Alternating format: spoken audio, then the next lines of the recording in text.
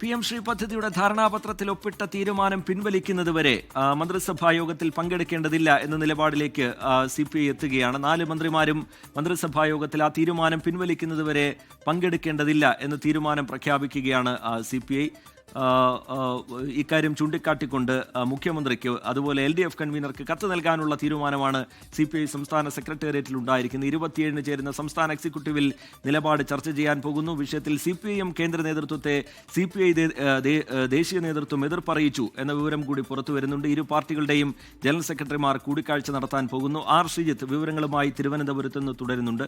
ശ്രീജിത്ത്, ഇനിയുള്ള ഈ മണിക്കൂറിൽ രാഷ്ട്രീയ കേരളം ആകാംക്ഷയോടുകൂടി കാത്തിരിക്കുന്നത് 3 വാർത്താ സമ്മേളനങ്ങളെയാണ്. ഒന്ന്, അല്പസമയത്തിനകം MV ഗോവിന്ദൻ CPIMന്റെ നിലപാട് വിശദീകരിക്കാൻ പോകുന്നു. അതിനുശേഷം വിദ്യാഭ്യാസ മന്ത്രി എങ്ങനെ ഈ ധാരണാപത്രത്തിൽ ഒപ്പിടുന്ന നിലപാടിലേക്ക് സർക്കാർ എത്തി, CPIയോട് പോലും ആലോചിക്കാതെ അല്ലെങ്കിൽ CPI മന്ത്രിമാർ പോലും അറിയാതെ എങ്ങനെ ഈ ധാരണാപത്രത്തിൽ ഒപ്പിടുന്ന തീരുമാനത്തിലേക്ക് സർക്കാർ എത്തി എന്ന് വിശദീകരിക്കുന്ന ശിവൻകുട്ടിയുടെ വാർത്താ സമ്മേളനം. അതിനുശേഷം നിലപാട് വിശദീകരിച്ചുകൊണ്ടുള്ള ബിനോയ് വിശ്വത്തിന്റെ വാർത്താ സമ്മേളനം. അങ്ങനെ പ്രധാനപ്പെട്ട 3 വാർത്താ സമ്മേളനങ്ങൾക്കായി കാതോർക്കുന്നു രാഷ്ട്രീയ കേരളം. R. ശ്രീജിത്ത്. റിജിത്ത് സൂചിപ്പിച്ച പോലെ പ്രധാനപ്പെട്ട 3 വാർത്താ സമ്മേളനങ്ങളിലൂടെ രാഷ്ട്രീയ കേരളത്തിന്റെ പുതിയ ദിശ എങ്ങോട്ടാണ് എന്ന കാര്യത്തിൽ വ്യക്തതയുണ്ടാകും. CPIയുടെ നിലപാട് സംസ്ഥാന സെക്രട്ടേറിയറ്റ് ചേർന്ന് കൈക്കൊണ്ട് കഴിഞ്ഞു. അതായത് PM ശ്രീ പദ്ധതിയിൽ ഏകപക്ഷീയമായി ഒപ്പിടാനുള്ള തീരുമാനം ഇടതുപക്ഷത്തിന്റെ പ്രഖ്യാപിതമായ നയങ്ങളിൽ നിന്നും നിലപാടുകളിൽ നിന്നും വ്യതിചലിച്ചുകൊണ്ട് ഒപ്പിടാനുള്ള തീരുമാനം തിരുത്തുന്നതുവരെ CPIയുടെ 4 മന്ത്രിമാരും മന്ത്രിസഭാ യോഗത്തിൽ പങ്കെടുക്കേണ്ടതില്ല എന്നാണ് CPIയുടെ സംസ്ഥാന സെക്രട്ടേറിയറ്റ് എത്തിച്ചേർന്നിരിക്കുന്ന തീരുമാനം. ഈ വിവരം CPIMന്റെ പൊളിറ്റ് ബ്യൂറോ അംഗവും സംസ്ഥാന മുഖ്യമന്ത്രിയുമായ പിണറായി വിജയനെയും LDFന്റെ കൺവീനറായ TP രാമകൃഷ്ണനെയും ഔദ്യോഗികമായി അറിയിക്കാനുള്ള തീരുമാനവും CPI സംസ്ഥാന സെക്രട്ടേറിയറ്റ് കൈക്കൊണ്ടിട്ടുണ്ട്.